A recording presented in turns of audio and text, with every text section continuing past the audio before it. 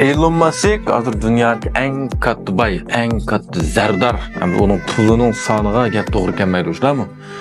Lekin bu yerga Elon Musk to'rt ko'rayotgansizlar, dengiz sohillariga berib, sohibcha mallarni qo'ltiqlab, og'zida sigaret ishlab, manda tomosha tushiryotamdi. Yo'q, uniki qarasak, kunda 17 soat xizmat qildi ekan. Hatto unda dam olib uyiga ketadigan vaqtim yo'q ekan, buni shu ishxon yetib qopdi ekan. Pulning jiqligini unda xashlaydigan ish yo'q. Endi nurg'unlar shu hozir biz xiyol qilgandek so'rabdi-da, biz o'ylaymiz undaq pulim bo'lsa, undaq o'ynab. Elon Musk "Voy sen pulingni mendaq shon-shu qilsang bo'lmamdi, jonning huzurini surib, o'ynab yursang bo'lmamdi" deganki, Elon Musk undaq hayotning nima lazzati. O keşkçi pul xashlab, yeb, ichib, yatol xodnalib bundaq yursam, nima lazzati o hayvonotlardan nima farqi mening degan. Endi bu Elon Musk anglashlar Afrika tug'ilgan kichik vaqtida. Afrika tug'ilib, endi u vaqtda hozirgidek biz o'ynaydigan telefon, o'yinchoq, o'yinlar bo'lmagankin, kitob o'qiyotganda, endi xuddalik Afrikaliklar Amerikaga kelgan sal chatga qilgandek Elon Musk'dek bir oqtallikmi Afrikada shu bolalar ichida sal chatga qilgan. Shuning bilan bu uydan chiqmay to'lariq kitob o'qiydi ekan. Nurg'un kitoblarni bir kuni buning qo'lida hali Taykung Tanso olamning siri, Mars, tashqi plan degan narsalar va kitobni o'qib qolgan. Shu kundan boshlab qalbisiga kiribdi bir orzu, bir nishon. Ömürlük nishon shu Marsga chiqish Taykung Tanso. Shuning bilan shundan boshlab hozirgi hayotida shuning kirishyapti. Ham eng muhim ishinyapti-da. Masalan, raketani tunji 3 qatim qo'yib qo'ygan narsani ko'rdik. Unda mag'lub bo'lsin, butun boyliqlarini septirib, ishinib turib, shuni qayta sinab qilib muvaffaqiyat qozondi.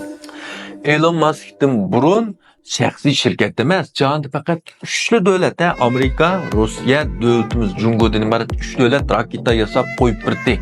Unda shaxsiy shirkatning raketa qo'yib berishi bir hamda bir xiyolg'im sig'maydi. Akkuraytlar aeroplan tunji ijod qilib, uning keyindan Rossiyaningki raketasi olamga oy sharq chiqishi orliqqa faqat 60 yil vaqt ketgan. O'ylab qo'yinglar, 60 yil burun uchishning o'zimi bir kuchdi. Inson qushdak ucha olsa deb orzu qildi. 60 yildan keyin oy sharqqa chiqdi. Demak, taraqqiyotning tezligiga gap to'g'ri kelmaydi. Lekin xiyol qilib baqsaq, Amerika Apollo birinchi oy sharqqa chiqib, tunji odam dasigandan keyin toki Elon Musk yasag'anga qadar bir cho'q taraqqiyot yo'q. Bizda shuni to'xtab qolgan. Raketasi yamralarni qo'yib qo'ygan. Qayta biroz chiqib baqmadi oy sharqqa. Lekin endi Elon Musk kelgandan keyin shaxsiy shirkatga aylangandan keyin hozir raketaniki cho'ngligi deymiz, tezligi deymiz, dahshatli taraqqiyotga erishyapti. Lekin Elon Musk'ning keşke Marsga chiqmayib, oy sharqqa chiqmayotdi. Buningda nima gap borki endi? Endi Elon Musk qilgansa, birinchi kallamiz qildigani oldindan Tesla avtomobili, shunami? Tesla avtomobili Tokyo avtomobillarning sardori. Endi masalan davlatimizda Xiaomi avtomobil chiqib, Tesla'ning oldiga o'tib ketdi. Tudi. Masalan, BYD'ning, Li Xiang'ning Tokyo mashinalari ajoyib hayvat, iqtidorlari shunchalik xavfga chiqarsa. Unda olsa bu avtomobil sohasi barliq kelib, taxminan bir 100 yil deb qo'yaylik. Shu vaqtgacha ham davlatimizning motorliq avtomobil sohasi dunyo, masalan, Yaponiyaning, Germaniyaning, Amerikaning mashinalariga yetishmagan, ko'cha mashinalar deb asosan yaratmaydi. Biroq Tokyo mashina davri kitlar nima uchun ashliq taraqqiy qildi?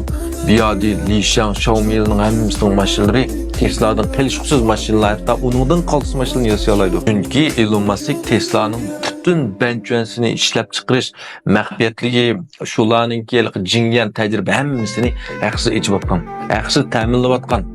Yazsang mayli bizni do'rab Tesla'ni do'rab sen yasa deb hammalarga bergan. Shuning bilan davlatimiz korxonalari bir qatim bayram bo'laydigan vaqtda qutulib qoldi. Hammasi Tesla'ni do'rab yasayotdi. Aşılar şunu bəgəşkə.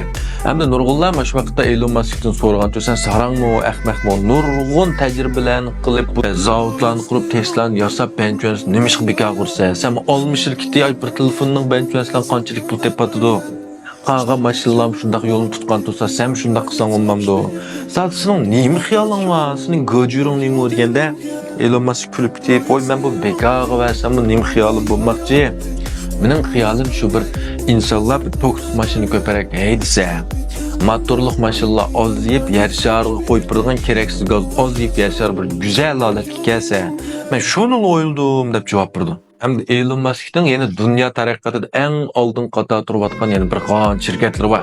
Bu Tesla bilan bu raket emas, shundaymi? SpaceX bilan bu ikkisidan boshqa şirketler var. Ondan sonra sizlar yana qaysi şirketlarni bilasizlar? Bildiğinler bir pingin okup koyunlar. Hem de gapning beşi qarsak Elon Musk'dek moşundaq çoğun şirketleri var. Addi hesapsız pul var. Adam kunda o 7 saat işleyirken. Ondan sonra sizler biz şu pulun kamlığı değil 7 saat işlemeye erip kalmız. Öygürüp aramağımız gibi tutudu. Allah'larımızla oldurup aralışkımız gibi tutudu. Ben önce başımıza oynayıp tegişlik bir tema deb oylayman. Şuna mı? Yani deydi o sizde mi küçükler, sizde mi baylar, sizde mi kaltıslar, toxtumay sizde mi bekerek tirişivatıdı deb. Rahmet.